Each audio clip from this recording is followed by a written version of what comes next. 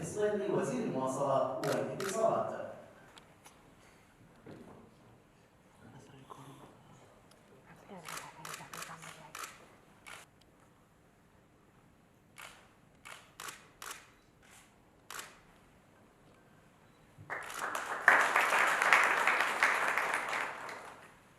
وزير الشؤون الخارجية والتعاون الدولي، والوقعه من الجانب القطري سعادة السيد سلطان بن سعد الريخي وزير الدولة.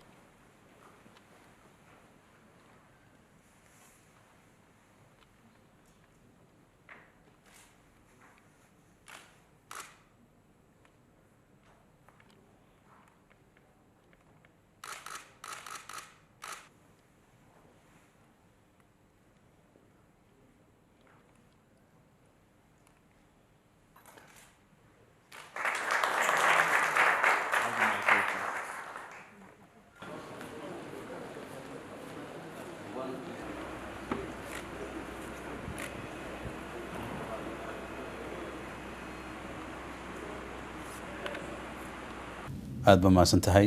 heshiisyadaas waxay saddex safgarad iyo shan heshiis shanta heshiis iyo safgarada dhamaantood waxay ahaayeen waxyaalo dan ugu jirta qaranka arrimaha heshiisyada waaweyn aan galax ka mid ah maalgashiga wadanka lagu sameynayo qadarna wadanka maalgashi ku sameysto dawladda iyo ganacsatada waxaan rabnaa in ganacsatada Soomaaliyeed ay wadanka wax soo dhoofin karaan ganacsatada labada wadan xiriir soo ka yeelan karaan si loo hormarino kheyraadka wadanka kalluunka beeraha xoolaha dhamaan waxyaalaha soo dhan waxyaalaha kalankooda ka mid ah arrimaha maaliyadda oo kala tusaalaan oo wasaaradda maaliyadda heshiis la gashay wasaaradda maaliyadda qadar arrimaha si loo hormarin lahaa cashuuraha iyo waxyaalaha soo kale marka runtii waxaan heshiisyo muddo laga soo shaqeynayay wax badan wadanka ku qabanaya faa'iidooyin badan leh waxaan rajaynayaa hadii la fulintooda in aan boobsino dadajino dhawaanna wadanka keeno yimaadaan dad Soomaaliya oo maalqabeena ama ganacsatada inay la falgalaan oo la sheekaystaan oo wax ka bartaan dhigooda ama ganacsatada wadankan in maalgashiyaal ka socdo wadankan ay Soomaaliya tagaan ay maalgashadaan ayaan dhiirigelinaa wayna yimaadaan dhowr goor hore meel fiican ay wax noo marayaan insha Allah waxaan rabnaa in faa'iidooyinka heshiisadan dhawaan la arko anaga dhinaca dawladda ahaan